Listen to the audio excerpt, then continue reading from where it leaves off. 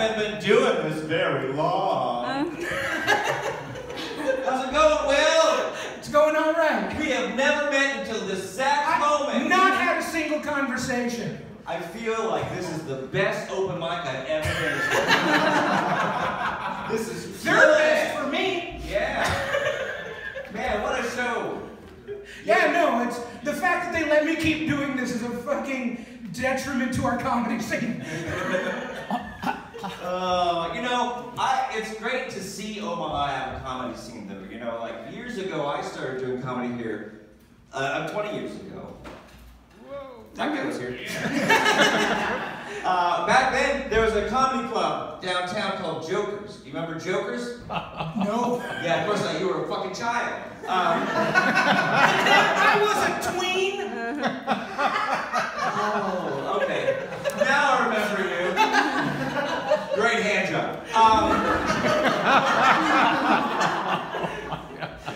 No, this is a fun show. Jokers was a shoot club that they allowed smoking in, and what's happening here reminds me a lot of an incident that happened there when I was doing stand-up for the first time as a young piece of shit 20-year-old who didn't know what the fuck he was doing. A young Nebraska farmer, a drunk Nebraska farmer, stood up and said, "Hey! I'll give you $50 to get off this stage right now." So I said, "All right," and I took his $50, and then I stood on stage for another 12 minutes. That man tried to beat me up for a half an hour after the show as I hid in the back office. I guess what I'm saying, guys, if you're new to comedy and here in Omaha, go. I guess Coincidentally, yeah. you said 20 years ago? Yeah. $50 is still what the Funny Bone pays their MCs. Oh, God.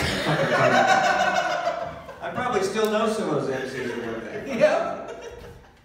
I guess you could say I'm old, which is whatever, I don't care. I am a little old, but you know, like, the thing is, like, there's a lot of hate that goes fucking millennials. Are there millennials here?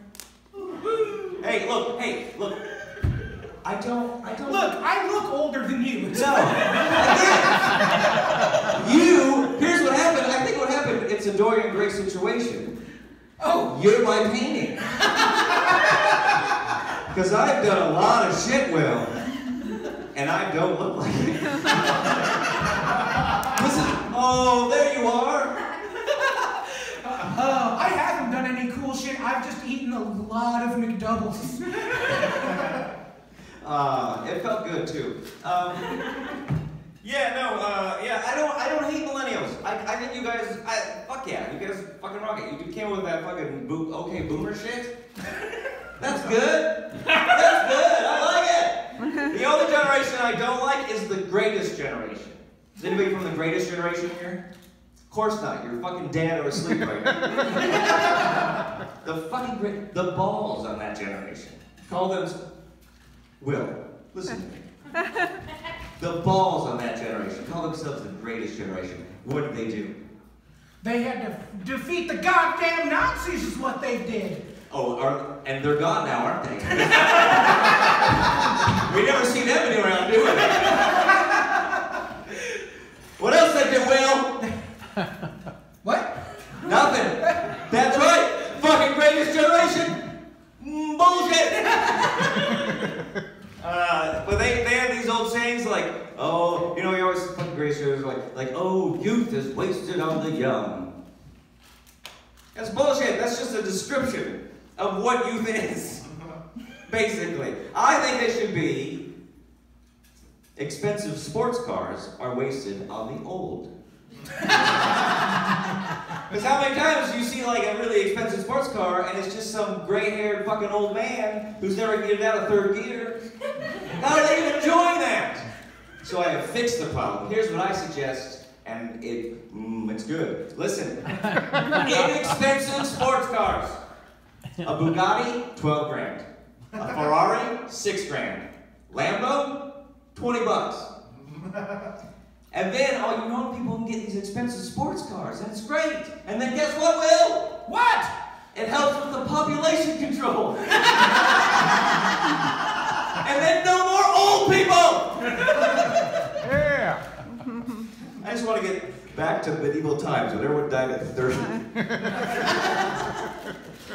There's a lot of those. We got a plug for that. Yeah, no. Yeah, the fucking, COVID. What a thing, huh? Do you guys miss the mandatory shutdown? Woo! I do. I loved it. Well, I loved it. Excuse me? I fucking do food delivery. I haven't gotten a day off in 2 years. And I value you for your service. You obviously don't do it on a bike.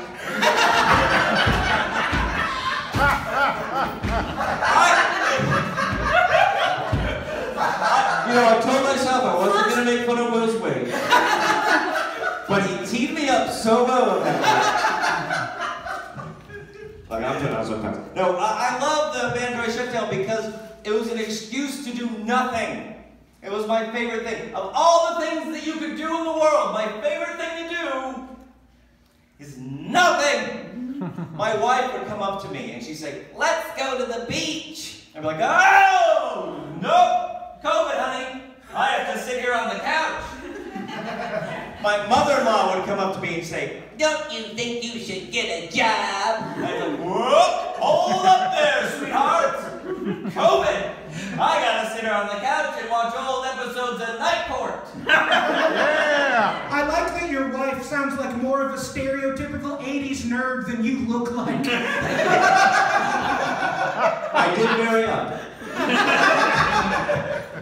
Yeah, no, the only place I would go during the mandatory shutdown was, I only would go one place. And every time I went to the liquor store, the guy would always say the same thing to me. Another bottle of whiskey? You bought one yesterday. And I'd say, whoa! COVID, sir! I am stressed out!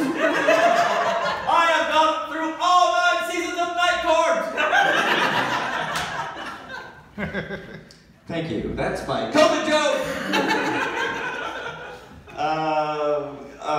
The funny thing is, I'm originally from Nebraska. I was born in North Platte. Thank you. I was raised in Grand Island. I know. One guy. The guy I went to high school with. It was great, wasn't it? Yeah. Woo! But then I moved to LA for 20 years, and so I only go to cities that have 2 names, I guess. I don't know. But now, when I was in California, I'd come home for the holidays, and I'd be in Nebraska, and I'd be like, oh, God. Oh, man, you guys. And now, my wife convinced me to move to North Carolina, so I've been living in North Carolina for 2 years. Now when I come back to Nebraska, I look around and I go, oh, thank God, no fucking Civil War. No one talking about the South. I will say, I hate to tell on Nebraska like this, but as a guy who delivers pizzas in Nebraska, Yeah. I see some Confederate flags. That's sad. Because this isn't even the fucking South! I know! We weren't involved in that fucking war! We were too busy trying to make corn grow and kicking the Indians off the fucking land. Yeah, that was a joke that didn't work. That's okay. Here's the thing. I've been doing comedy a long time. Like I said, I failed in Nebraska, failed in Los Angeles, I even failed in London. England. We know which country London's in. Why do I know I you confuse you? don't respect Nebraskans, but give us a little credit. No, I totally respect you. I totally respect you. I mean, look at you, Will. What's not to respect? I didn't mean me specifically, I mean what I represent. I understand. I mean, thanks for dressing up for the show tonight. This is, with no hyperbole whatsoever, the nicest t-shirt I have. Oh, yeah. Yeah, you remind me of the guy I stepped over earlier tonight. He was wearing the same t-shirt. No, I'm sorry. I'm fucking telling you. You want to hear a story about LA, Will? Yeah, let's hear it. Okay. I'll tell you, here's some real LA story shit. So when I first moved to LA, I was living in Hollywood, and it was a bad part of Hollywood, not the fun part of Hollywood. You know, like a shitty piece of the world. I was right next to Hollywood Forever Cemetery and Paramount Studios. Would you think, oh, awesome, right? No, it's not. There's a 6-block radius of just fucking drug dealers and crime, but it was cheap. That was what was great about it. And while living in this neighborhood, I noticed there were some gentlemen of Hispanic origin. They would hang out on the corner of the blocks, and they had tattoos, and you know, they looked a little rough. They were a little scary, but I knew what was going on. I'd seen The Wire. They were dealing drugs. So I said to myself, well, Mr. Me, which is what I called myself for some fucking reason. I said, all right, I'm just gonna go my way, they'll go their way, and we will just, you know, we'll never have to deal with each other and everything will be fine, and I won't have to be scared or nothing. But eventually, I was walking out to work one day, and I'm walking to the corner, and you know, I gotta walk by these guys, they're out there doing their business, and my car's right next to them. So as I go by, I make eye contact with one of them, and he looks up and he says, hey, what's up, Harry Potter? That's true. Now, I apologize. I have to use that accent because I am a storyteller. I paint a picture. I am not Hispanic myself. I respect these gentlemen. They became close friends of mine. You'll learn later on in the story. But this happened for the next 5 years of my life. I would walk by these guys and they'd always go, what's up, Harry Potter? How you doing, Harry Potter? All the time. I was like, God, this guy's making fun of me. What's going on? Go ahead, Will. It's stuck inside of me and I have to say it. I don't want to say it. You literally just did a I can do racist thing. I have ex-friends. I did. And it worked. So maybe we should try bringing that back. You want to go over more? I mean, I do live in the South now.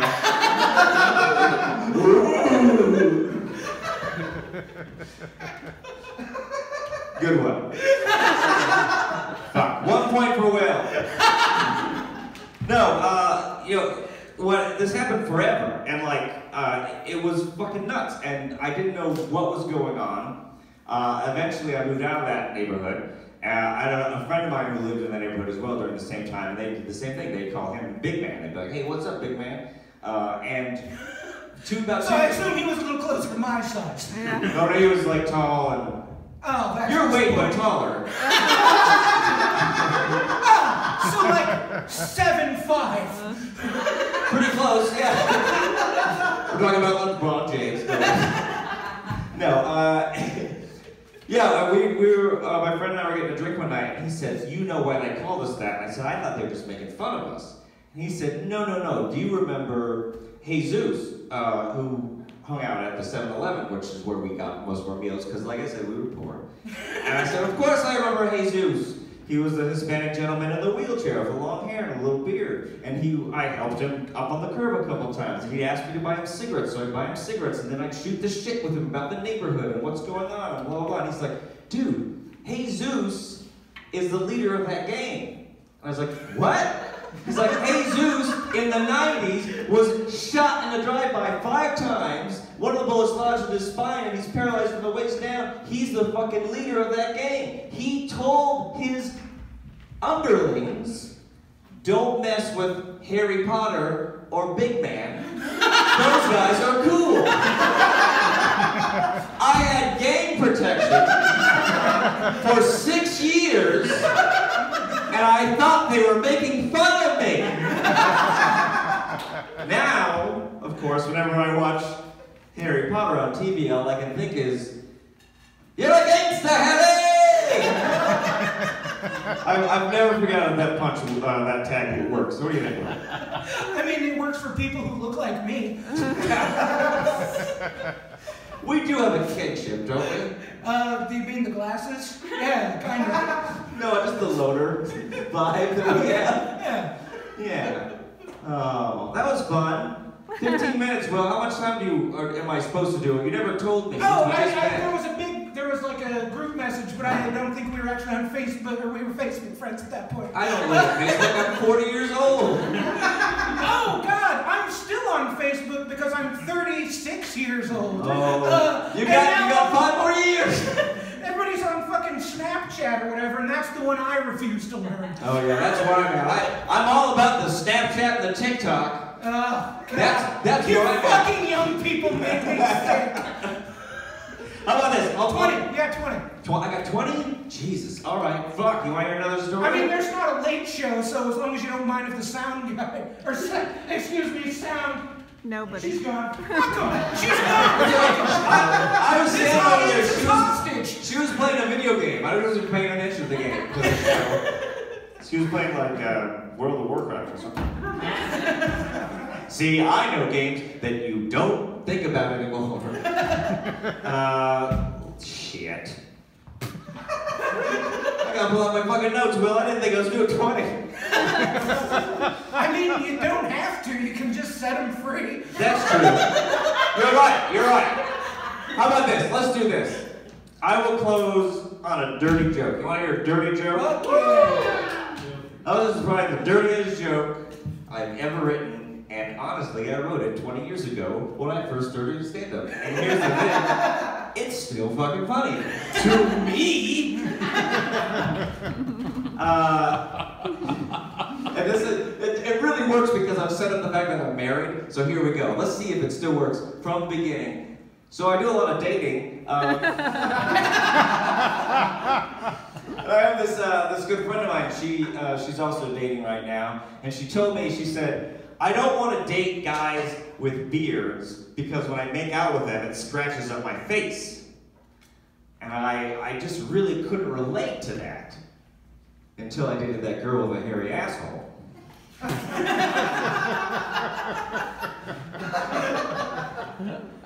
Because I ate her out. Her butthole, I ate it. Put my tongue in. You know. Do you know? Do you go to that? It's pleasurable to people sometimes. I know we're right in the middle of things, but I do feel it's important to point out, eating ass is really in the cultural consciousness right now. I know.